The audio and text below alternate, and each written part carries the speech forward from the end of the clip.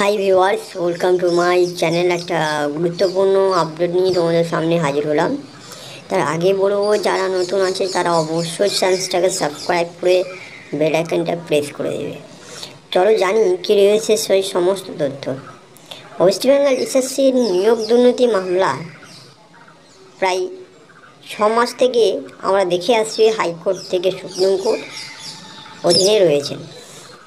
ঠিক সেই মামলাগুলো শিক্ষক নিয়ে, এবং শিক্ষকের সঙ্গে সঙ্গে যে বঞ্চিত চাকরি প্রার্থীরা তারা কিন্তু বঞ্চিত, এবং যারা চাকরি করছিল তারা কিছুজন চাকরিহারা।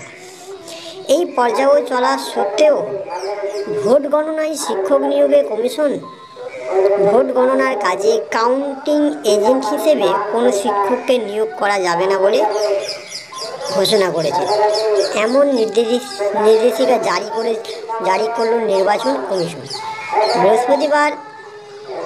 নির্দেশিকায় কমিশন জানিয়েছে, রাজ্যের সরকারি এবং সরকার পোষিত স্কুলে কর্মরত শিক্ষকদের ভোট গণনার সময়ে কাউন্টিং এজেন্ট হিসেবে নিয়োগ করা যাবে না। স্থায়ী ও অস্থায়ী সব শিক্ষকের ক্ষেত্রেই এই নির্দেশ প্রযোজ্য হবে।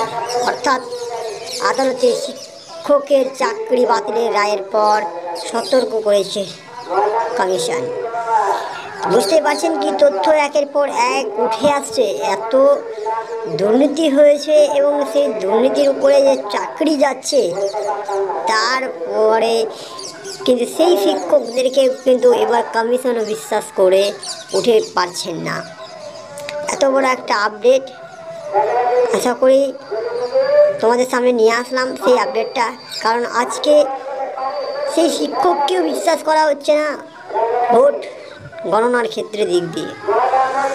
দেখা যাক কি তথ্য আরে একের পর এক আসছে, সমস্ত তথ্যই তোমাদের সামনে নিয়ে আসবো। তার আগেও এটুকু বলবো, আমার সঙ্গে থাকবে, সকলে ভালো থাকবে। ধন্যবাদ।